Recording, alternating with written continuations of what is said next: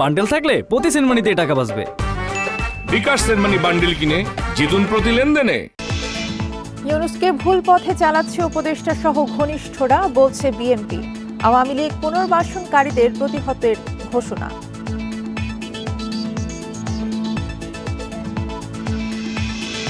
জুলাই আন্দোলনের মামলার আসামিদের গ্রেফতারে কর্তৃপক্ষের অনুমতি লাগবে না, হাইকোর্টে ডিএমপির বিজ্ঞপ্তি স্থগিত।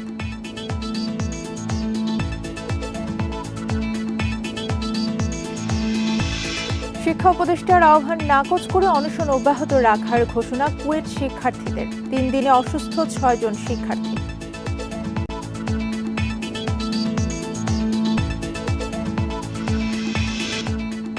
স্বাগত বিরতিহীন সংবাদ দুপুরের সঙ্গে আছি তাসনিমে জান্নাত অর্থী। শিরোনাম শুনছিলেন, এবারে বিস্তারিত।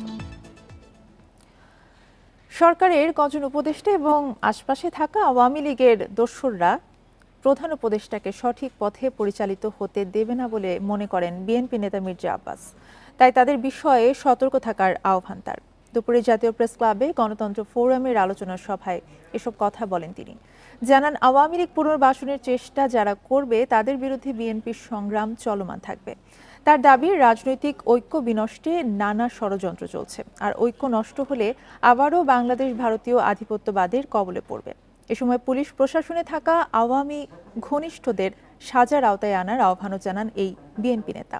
এছাড়া দ্রুত নির্বাচনের কোনো আভাস দেখা যাচ্ছে না উল্লেখ করে দেশের স্বার্থে দ্রুত ভোটের বিকল্প নেই বলেও মত তার। আরও আওয়ামী লীগের প্রোডাক্ট কিন্তু আপনার ডাইনে বাই আছে, আপনি একটু দয়া করে ওদের কাছ থেকে সাবধান থাকেন। এবং আপনার উপদেষ্টা পরিষদের কিছু লোক আপনাকে কিন্তু সঠিক রাস্তায় চলতে দেবে না। আপনার সারা জীবনের অর্জন কিন্তু এরা শেষ করে দেবে, এই কথা শুধু আপনাকে বলতে চাই। আওয়ামী লীগকে যারা দেশে পুনর্বাসিত করার চেষ্টা করবে তাদের বিরুদ্ধে আমাদের সংগ্রাম অব্যাহত থাকবে।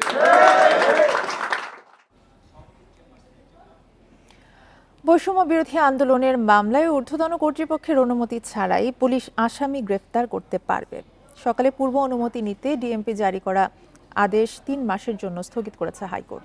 একই সাথে আসামি গ্রেফতারের জন্য পুলিশের ঊর্ধ্বতন কর্তৃপক্ষের অনুমতি নেওয়ার আদেশ কেন বেআইনি ঘোষণা ও বাতিল করা হবে না তা জানতে রুল জারি করেছে আদালত। বিচারপতি ফাতেমা নজিব ও বিচারপতি শিকদার মাহমুদুর রাজির সমন্বয়ে গঠিত হাইকোর্ট বেঞ্চ এই আদেশ দেন। গত 9 এপ্রিল ডিএমপি থেকে জারি করা অফিস আদেশে বলা হয়, বৈষম্য বিরোধী আন্দোলন সংক্রান্ত মামলায় অবশ্যই উপযুক্ত প্রমাণ সহ ঊর্ধ্বতন কর্তৃপক্ষের অনুমতি নিয়ে আসামি গ্রেফতার করতে হবে। সেই আদেশকে চ্যালেঞ্জ করে হাইকোর্টে রিট করেন এক আইনজীবী।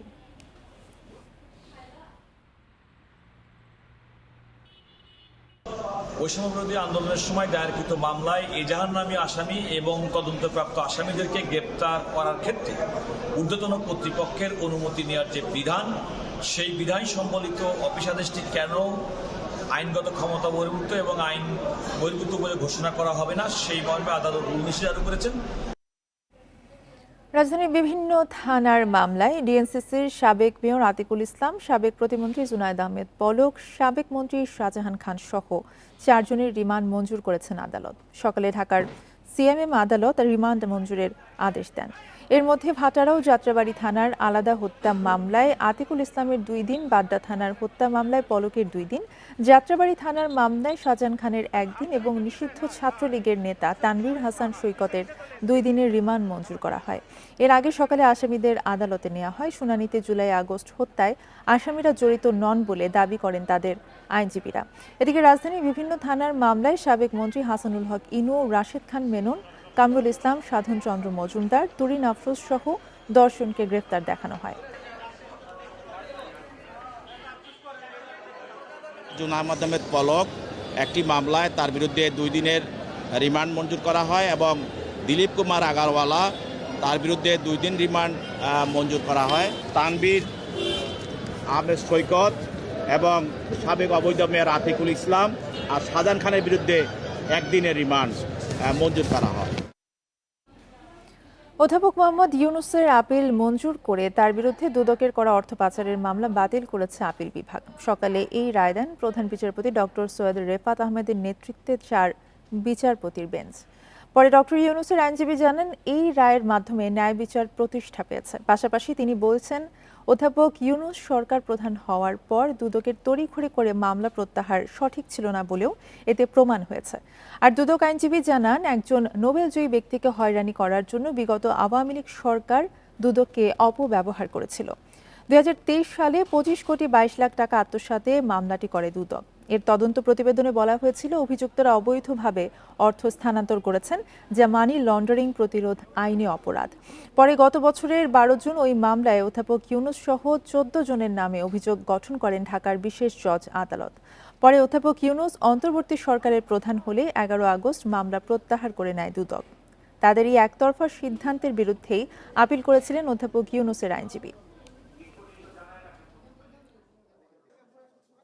এই মামলার এত মিথ্যা ভিত্তিহীন, যেটাকে বলা হয় প্রিপোস্টারাস এবং abuse of process of the court, এই কারণ বিবেচনা করে মহামান্য সুপ্রিম কোর্ট আনএনিমাসলি, কোনো ডিভিশন নাই, সবাই একমত হয়ে আজকে সিদ্ধান্ত দিলেন, রায় ঘোষণা করলেন যে নিম্ন হাইকোর্টের আদেশটি স্যাটিসফাইড করা হলো এবং এই মামলাটিকে আপিল অ্যালাউ করে এই মামলাটিকে কোয়াশমেন্ট অ্যালাউ করলো। রাজধানীর মোহাম্মদপুরে হাইকার খাল দখল মুক্ত করতে উচ্ছেদ অভিযান চালাচ্ছে ঢাকা উত্তর সিটি কর্পোরেশন। বেলা 12টা থেকে শুরু হয় এই কার্যক্রম। এর মধ্যে ভেঙে ফেলা হয়েছে একাধিক ভবন। তবে ভেঙে ফেলা এক বাড়ির মালিকের দাবি, প্রভাবশালীর কাছে জমি বিক্রি করতে রাজি না হয় এই অভিযান চালানো হচ্ছে। ঢাকা উত্তর সিটি কর্পোরেশনের প্রশাসক মোহাম্মদ এজাজ জানান, এখন থেকে নিয়মিত অভিযান চালানো হবে। পর্যায়ক্রমে সব খাল উদ্ধার করা হবে। দখলদার যেই হোক, কোনো ছাড় দেওয়া হবে না। এদিকে হাইকার খাল দখল করে গড়ে উঠেছে একটি মসজিদ। সেটি নিজ উদ্যোগে দ্রুত ভেঙে ফেলার নির্দেশ দিয়েছে সিটি কর্পোরেশন।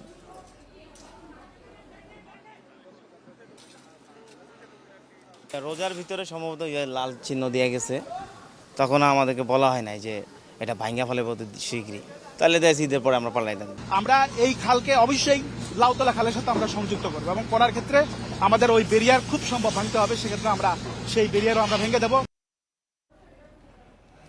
এই বিষয়ে আরো জানাতে ঘটনাস্থল থেকে আমাদের সাথে যুক্ত আছেন সহকর্মী বনি ইবনে কামাল। বনি, 12টা থেকে কিন্তু এই অভিযান শুরু হয়েছে। এখন পর্যন্ত আসলে কতগুলো ভবন ভেঙে ফেলা হয়েছে?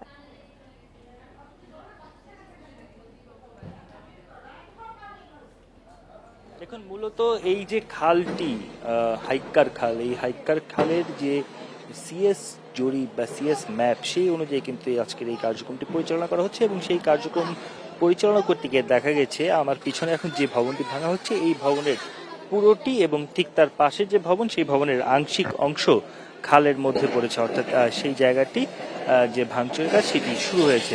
আপনি জানেন যে একটি ভবন ভাঙার ক্ষেত্রে আসলে অনেক দীর্ঘ সময়ের ব্যাপার। সেক্ষেত্রে আমরা দেখতে পাচ্ছি যে আজকে ঢাকা উত্তর সিটি কর্পোরেশনের পক্ষ থেকে শুধুমাত্র ভবন ভাঙার যে কাজ, সেটি হচ্ছে। অর্থাৎ একটি ভবনই কিন্তু ভাঙা হচ্ছে, অন্যান্য এখানে যে টিনের কিছু স্থাপনা ছিল সেগুলো উচ্ছেদ করা হয়েছে আরও আগেই। তবে মূলত এই ভবন ভাঙার কাজটি আজকের মূল কাজের মধ্যে একটি, এবং তারপরেই পার্শ্ববর্তী যে ভবনটি আছে সেই ভবনটি ভাঙা হবে। তবে সেটি সম্ভবত আজকে ভাঙা সম্ভব হবে না, এটি আরো 2-1 দিন সময় লাগবে বলে আমরা এখন পর্যন্ত জানতে পেরেছি বা শুনতে পেরেছি।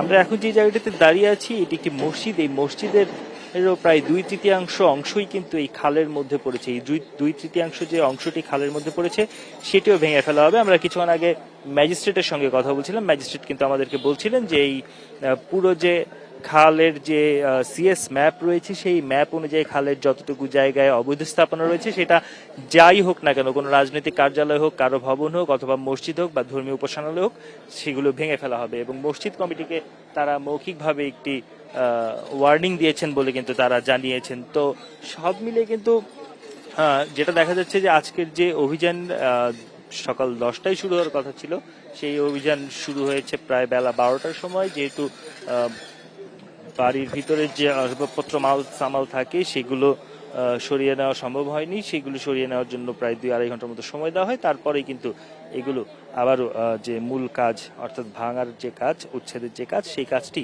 শুরু হয়। তো এখন পর্যন্ত আমরা যতটুকু দেখতে পাচ্ছি যে এই যে পুরো কাজটি প্রায় অনেকটাই হয়ে গিয়েছে। আজকের মধ্যে পুরো কাজ সম্পন্ন না হলেও 2-1 দিনের মধ্যেই এই পুরো ভবনটি ভাঙার কাজ বা উচ্ছেদের কাজ সেটি সম্পন্ন হবে। তারপরেই কিন্তু এই মসজিদের যে জায়গাটি রয়েছে সেটি উচ্ছেদ কার্যক্রম শুরু করবে বলে জানানো হচ্ছে ঢাকা উত্তর সিটি কর্পোরেশনের পক্ষ থেকে। বনি ইবনে কামাল জানাচ্ছিলেন মোহাম্মদপুর থেকে। কক্সবাজারে অবসরপ্রাপ্ত মেজর সিনহা মোহাম্মদ রাশেদ খান হত্যা মামলায় আসামিদের ডেথ রেফারেন্স এবং আপিলের ওপর শুনানি শুরু হয়েছে হাইকোর্টে। সকালে বিচারপতি মোহাম্মদ মুস্তাফিজুর রহমান এবং বিচারপতি মোহাম্মদ সগির হোসেনের হাইকোর্ট বেঞ্চে শুরু হয় শুনানি। 2020 সালে টেকনাফ মেরিন ড্রাইভ সড়কের শামলাপুর চেকপোস্টে পুলিশের গুলিতে নিহত হন সিনহা মোহাম্মদ রাশেদ খান। এ ঘটনায় করা মামলার বিচার শেষে 2022 সালে কক্সবাজার জেলা ও দায়রা জজ আদালত 2 জনকে মৃত্যুদণ্ড, 6 জনকে যাবজ্জীবন এবং 7 জনকে খালাস দিয়ে রায় দেন। মৃত্যুদণ্ডপ্রাপ্ত আসামিরা হলেন ওসি প্রদীপ কুমার দাস ও পরিদর্শক মোহাম্মদ লিয়াকত আলী। আর যাবজ্জীবন কারাদণ্ড পাওয়া আসামি টেকনাফ থানার এসআই নন্দদুলাল রক্ষিত, কনস্টেবল রুবেল শর্মা, সাগরদেব, কক্সবাজারের বাহারছড়ার মারিশ বুনিয়া গ্রামের মোহাম্মদ নুরুল আমিন, মোহাম্মদ আইয়াজ ও মোহাম্মদ নিজামুদ্দিন।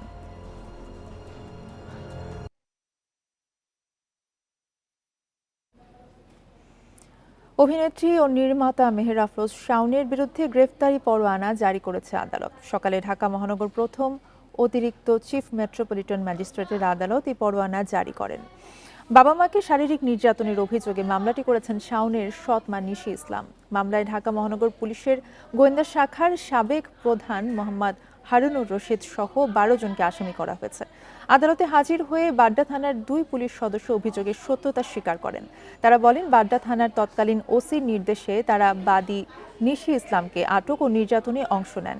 পরে শাওন, সাবেক ডিবি প্রধান হারুন সহ বাকি আসামিরা হাজির না হয় তাদের বিরুদ্ধে গ্রেফতারি পরোয়ানা জারি করেন আদালত।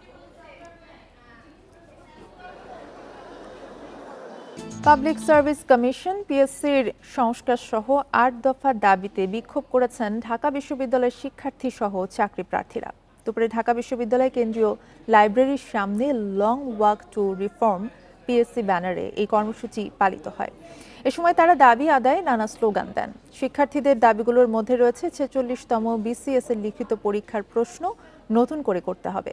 এছাড়াও প্রশ্ন ফাঁস রোধে প্রয়োজনীয় ব্যবস্থা নিতে হবে। প্রার্থীদের ভোগান্তি কমানো, পরীক্ষা জট নিরসন এবং পদের অপচয় রোধে 44তম বিসিএস এর ফল বা ভাইভা অবিলম্বে শেষ করার দাবিও জানান শিক্ষার্থীরা। এর আগে গত রোববার ঢাকা বিশ্ববিদ্যালয় কেন্দ্রীয় লাইব্রেরির সামনে সংবাদ সম্মেলন করে দাবিগুলো তুলে ধরেছিলেন শিক্ষার্থীরা।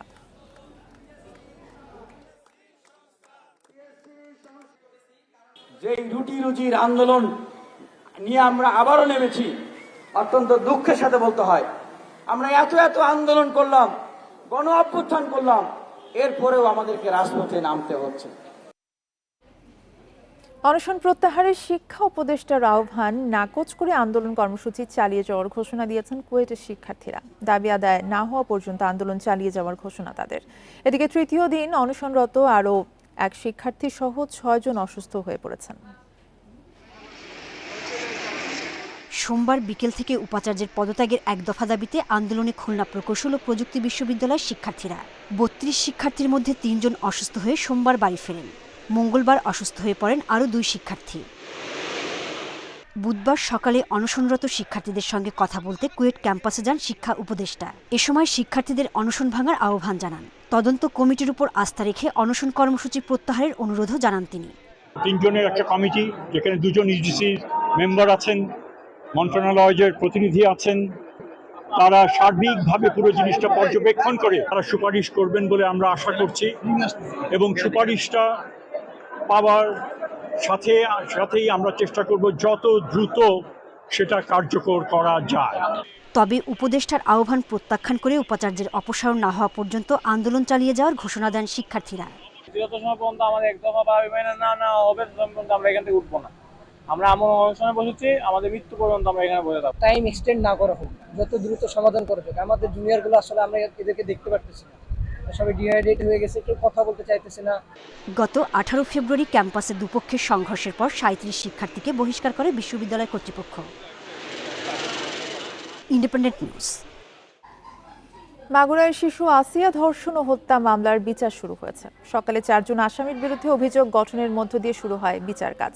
আগামী রোববার পরবর্তী শুনানি এবং সাক্ষ্য গ্রহণ হবে। সকাল 10:30টার দিকে জেলা নারী ও শিশু নির্যাতন দমন ট্রাইব্যুনালের বিচারক এম জাহিদ হাসান চার্জ গঠন এবং সাক্ষ্য গ্রহণের দিন ঠিক করেন। আসিয়ার বোনের স্বামী, ভাসুর, শ্বশুর এবং শাশুড়ির উপস্থিতিতে অভিযোগ গঠনের শুনানি শুরু হয়। এর আগে 4 আসামিকে জেলা কারাগার থেকে ট্রাইব্যুনালে হাজির করা হয়। আসামিরা ধর্ষণ ও হত্যা মামলায় জড়িত কিনা বিচারক জানতে চাইলে অপরাধের বিষয়টি অস্বীকার করে তারা।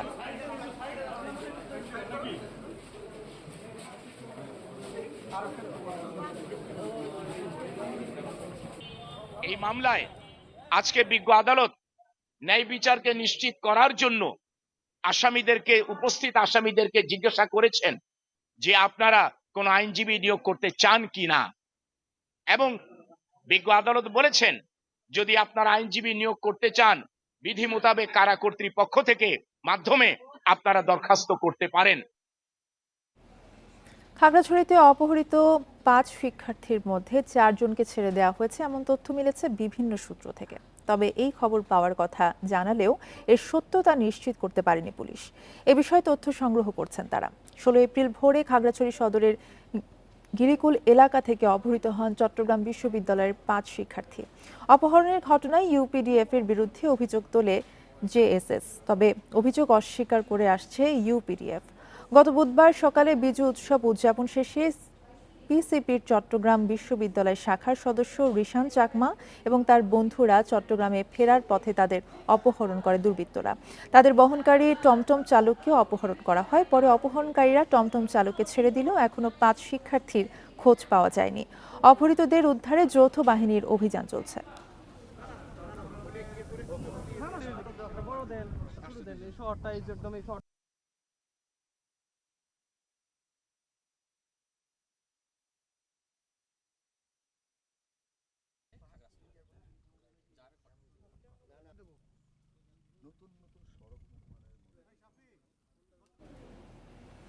চট্টগ্রামের বাহির সিগন্যাল এলাকায় অটোরিকশা চালকদের সাথে পুলিশের সংঘর্ষে যান চলাচল ব্যাহত হয়েছে। এই বিষয়ে আরো জানাতে চট্টগ্রাম থেকে আমাদের সাথে যুক্ত আছেন সহকর্মী আহসান রিটন। অটোরিকশা চালকদের সাথে পুলিশের সংঘর্ষ ঘটেছে এবং যান চলাচল ব্যাহত হয়েছে। সড়ক পরিস্থিতি এখন কি?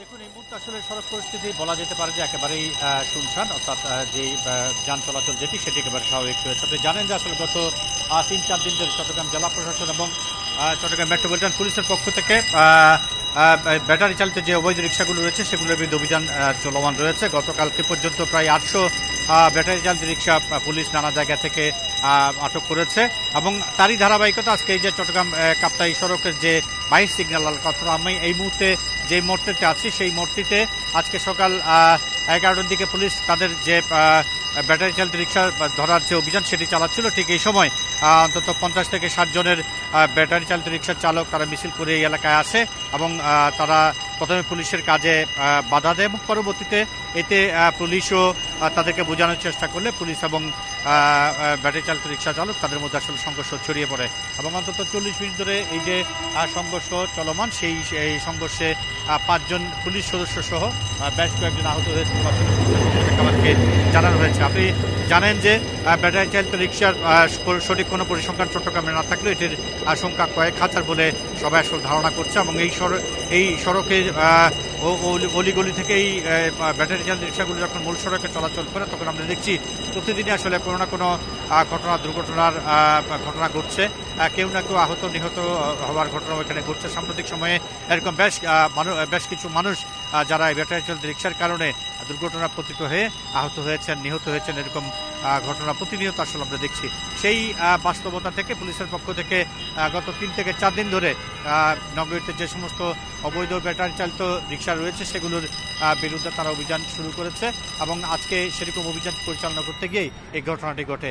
এখন পর্যন্ত আসলে আমরা পুলিশের সাথে কথা বলে যেটি জেনেছি সেটি হচ্ছে তাদের 5 পুলিশ সদস্য সহ বেশ কয়েকজন আটক আছে যারা এই ঘটনার সঙ্গে জড়িত আছে তাদের অনেককে তারা চিহ্নিত করেছেন এবং তাদের বিরুদ্ধে ব্যবস্থা নেওয়ার জন্য ইতিমধ্যে তারা আসলে নানা জায়গায় অভিযান শুরু করেছেন এবং ধারণা করা হচ্ছে খুব শীঘ্র সময়ের মধ্যে তারা আসলে এই ঘটনার সঙ্গে জড়িতদের মধ্যে বেশ কিছু জনকে তারা আটক করতে পারবে। তো সব কিছু মিলিয়ে বলা যায় যে সকালে যে সংঘর্ষ হয়েছিল সেই সংঘর্ষ এখন না থাকলেও তার একটি রেশ এখনো পর্যন্ত রয়েছে। আমরা দেখেছি অনেক দোকানপাট এখনো পর্যন্ত ভয়ে তারা দোকান খোলেনি।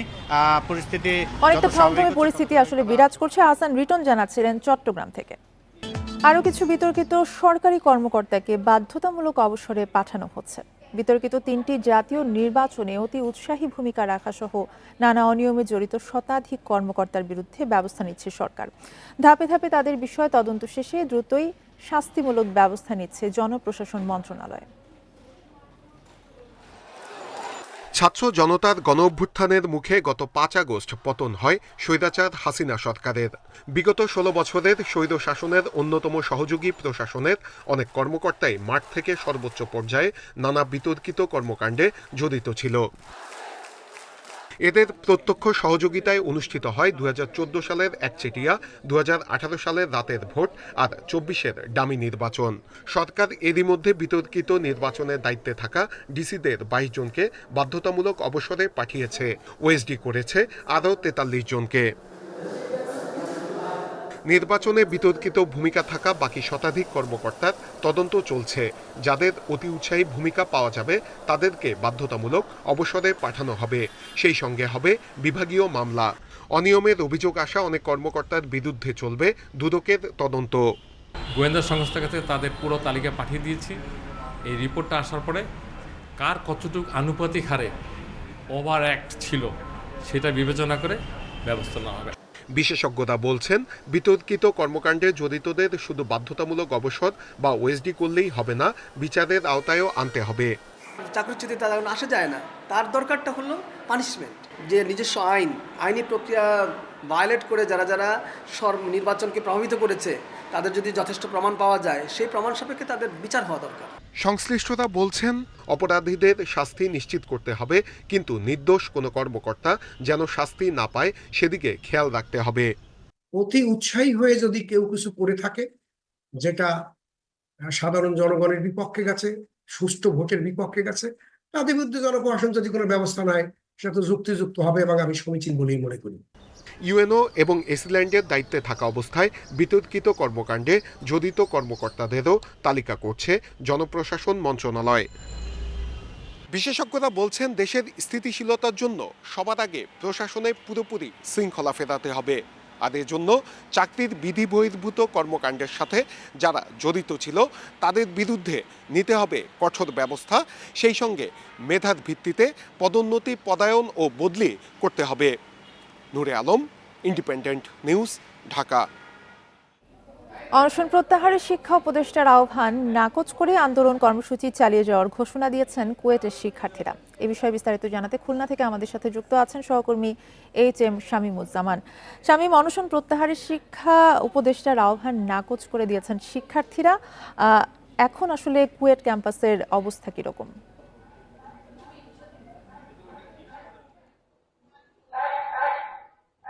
গত রবিবার থেকে ভিসির অপসারণের এক দফা দাবিতে শিক্ষার্থীরা অনশনে বসেছে এবং এখনো পর্যন্ত আছে। আজ সকাল 10:15টার দিকে শিক্ষা উপদেষ্টা এসেছিলেন কুয়েটে, এসে আন্দোলনরত শিক্ষার্থী, অনশনরত শিক্ষার্থীদের সাথে কথা বলেছেন এবং তারা যাতে অনশন থেকে অনশন ভঙ্গ করেন সেই আহ্বানও জানিয়েছেন। কিন্তু শিক্ষা উপদেষ্টার সেই আহ্বানে আন্দোলনরত শিক্ষার্থীরা সাড়া দেননি। তারা বলছেন যে তাদের যে এক দফা দাবি ভিসির অপসারণ, সে এক দফা দাবি আদায় না হওয়া পর্যন্ত তারা অনশনে থাকবেন। এবং তারা আন্দোলনরত শিক্ষার্থীরা যেটা বলছেন যে যেহেতু শিক্ষা উপদেষ্টা স্পষ্টভাবে কোনো ঘোষণা দেননি যে কবে নাগাদ বা কখন তাদের দাবি মেনে নেওয়া হবে, যেহেতু স্পষ্ট কোনো ঘোষণা নেই, আর ঘোষণা না থাকার কারণেই কিন্তু তারা এখনো পর্যন্ত অনশনে আছেন এবং তারা বলে আসছেন যে তাদের দাবি আদায় না হওয়া পর্যন্ত তারা অনশনে থাকবেন। এদিকে দুপুরে কুয়েট শিক্ষক সমিতির পক্ষ থেকে প্রেস ব্রিফিং করা হয়েছিল। প্রেস ব্রিফিং এ তারা যেটা বলেছেন যে কুয়েটে যে অনাকাঙ্ক্ষিত ঘটনা ঘটেছে সেই অনাকাঙ্ক্ষিত ঘটনার সাথে যারা জড়িত তাদের বিচারের দাবি তারা করেছেন, তাদের শাস্তির দাবি তারা করেছেন এবং শিক্ষার্থীদের যে দাবিগুলো আছে সেই দাবির সাথে 5টি দাবির সাথে তারা একমত পোষণ করেছেন। আরেকটি দাবি যে বিষয়টা তারা বলেছেন যে তারা ভিসির অপসারণের যে বিষয়টা বলেছেন যেহেতু সরকারের উচ্চ পর্যায়ের সিদ্ধান্ত, তারা যদি সরকার যে সিদ্ধান্তই নেবেন সেই সিদ্ধান্তের সাথে শিক্ষক সমিতি একমত, তবে যদি যাতে কোনো নির্দোষ ব্যক্তি যাতে শাস্তি না পায় সেই বিষয়টির বিবেচনা করার দাবিও তারা করেছেন। এবং তারা যেটা বলছেন যে শিক্ষকদের সাথে যারা অনৈতিক শিক্ষকদেরকে যারা লাঞ্ছিত করেছিল শিক্ষকদের সাথে যারা দুর্ব্যবহার করেছিল সেই তাদের শাস্তিও কিন্তু তারা শাস্তির দাবিও তারা জানিয়েছেন। এবং তারা যেটা বলছেন যে যাতে কোনো নির্দোষ ব্যক্তি শাস্তি না পায় সেই বিষয়টিও বিবেচনা যাতে করে করা হয় সেটাও কথাও তারা উল্লেখ করেছেন। তো এই ছিল আমার কাছে সর্বশ্রেষ্ঠ। HM শামীমুজ্জামান জানাচ্ছিলেন খুলনা থেকে। স্থলভাগে গ্যাস উত্তোলনে বিদেশি বিনিয়োগ টানতে উৎপাদন অংশীদারি চুক্তি PSC সংশোধন হচ্ছে। প্রতি 1000 ঘনফুট গ্যাসের দাম সর্বোচ্চ $8 করার প্রস্তাব দেয়া হতে পারে। বিশেষজ্ঞরা বলছেন গ্যাসের চাহিদা মোকাবেলায় কূপ খননে জোর দিতে হবে, পরিকল্পনা গ্রহণ এবং বাস্তবায়নে দূর করতে হবে দীর্ঘসূত্রতা। জ্বালানি নীতিতে বছরে 4টি অনুসন্ধান কূপ খননের পরিকল্পনা থাকলেও তা বাস্তবায়ন হয়নি।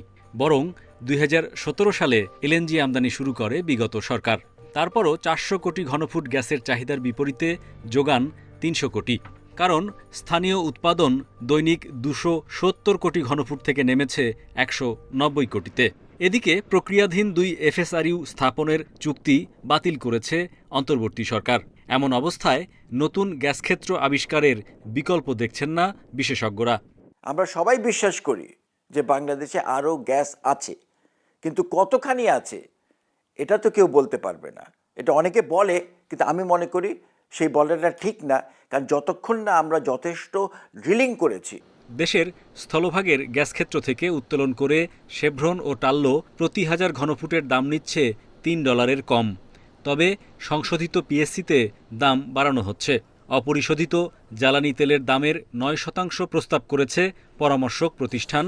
সেই সঙ্গে জ্বালানির বিশ্ববাজারের অস্থিরতা বিবেচনায় থাকতে পারে সর্বোচ্চ সর্বনিম্ন দরের সীমাও। পার্বত্য অঞ্চলের চেয়ে সমতল ভূমির গ্যাস ক্ষেত্রের জন্য দাম থাকবে কম।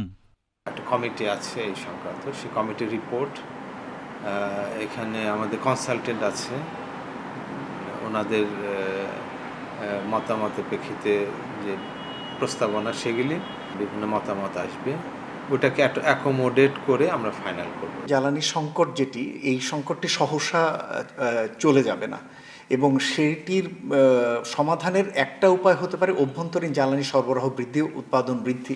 সেদিক থেকে অফশোর এবং অনশোরে যে সরকারের যে পদক্ষেপগুলো রয়েছে জ্বালানি উৎপাদনে, বিশেষ করে গ্যাস উৎপাদনের, সেই জায়গাটিকে গুরুত্ব দেওয়া। পর্যবেক্ষকরা বলছেন 3টি কূপ খননে একটিতেই গ্যাসের সন্ধান মেলে। তাই অনুসন্ধান বাড়ালে জ্বালানি নিরাপত্তায় LNG আমদানির নির্ভরতা কমবে, সাশ্রয় হবে বৈদেশিক মুদ্রার। Hari Saha, independent news, Dhaka. পাইপলাইনে করে চট্টগ্রাম থেকে ঢাকায় জ্বালানি তেল পরিবহন প্রকল্পের নির্মাণ কাজ পুরোপুরি শেষ হয়েছে। 7 মে পরীক্ষামূলক কার্যক্রম শেষে পুরো দামে তেল সরবরাহ শুরু করার পরিকল্পনা করছে বাংলাদেশ পেট্রোলিয়াম কর্পোরেশন BPC। প্রকল্পের অগ্রগতি নিয়ে সভা শেষে এই তথ্য জানায় BPC। এই প্রকল্প বাস্তবায়ন হলে জ্বালানি তেল পরিবহন খরচ কমবে, নির্বিঘ্ন হবে সরবরাহ ব্যবস্থা, পরিবেশ দূষণও রোধ করা সম্ভব হবে। পাইপলাইনের মাধ্যমে বছরে সরবরাহ হবে 27 লাখ টন ডিজেল।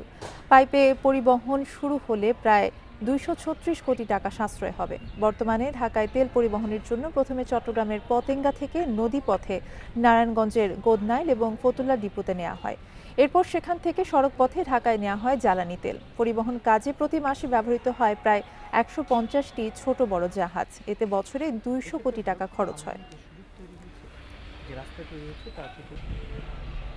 এই ছিল এখনকার সংবাদে। ইন্ডিপেন্ডেন্ট টেলিভিশনের সব খবর জানতে চোখ রাখুন ফেসবুক, ইউটিউব এবং এক্সে। ধন্যবাদ।